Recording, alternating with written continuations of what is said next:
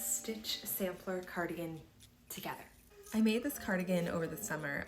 It was inspired by a stitch sampler Eras Tour surprise song blanket that I made, and I liked the blanket so much that I wanted to wear it, and so I made this cardigan.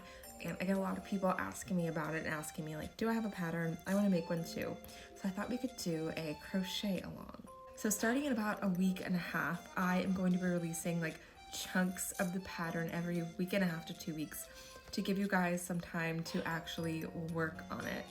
And it's going to be made to measure for you and your styling preferences. If you like things a little bit larger, the way that I do, if you want your thing a little bit longer, a little bit shorter, hopefully you'll be able to customize it to fit your needs. And I will be recording myself making my own so you can see all the steps along the way. And hopefully we can all work on this together. I made a little stitch sampler so I can both see all the colors I picked together, and also I recorded this so I will have a 2-part series discussing all of the stitches that we will be doing for this cardigan. So although I already have a crocheted ribbing tutorial, I'll be discussing that. Single crochets, half double crochets, double crochets, we have granny stripes, granny clusters, the bobble stitch, the shell stitch, the filler for the shell stitch, the mesh stitch, the waffle stitch, and last but never least, the cap stitch. These are all the colors that I picked for mine. Mine involved buying no extra yarn. I'm just using extra yarn from other projects that I've done. So you can either go and buy yarn in the colors that you want or just use scrap yarn. I am using 10 different colors, but feel free to use as few as 5 to 6, as many as 50 if you just want to clean out your scrap jar and do a different color every single row.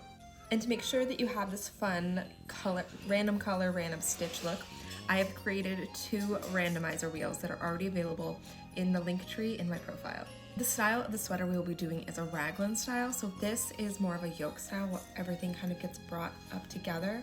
In a raglan style, that's where you have a panel, the sleeve is a separate piece that gets sewn in and all of that. And I'm thinking about adding a totally optional hood element. If you're wondering about how much yarn you will need, this is mine. I weighed it. It is 800 grams of yarn. I'm assuming I'm gonna need 1200 for mine if I'm including the hood element. So hopefully that gives you an idea of how much yarn you may or may not need for this project. For tools, I will be using a 4.25 millimeter hook and a 5.0 millimeter hook. This one I just use for the ribbing and maybe sometimes the trim pieces. And this I use for basically everything else. The brand of yarn that I'm using is Big Twist, and it's available at Joann. Joann, call your girl, I'd love to talk. And I will be trying to do at least one designated live a week where we work on this project together and you can ask me any questions you have. I would love to hear how yours is going as it's going along.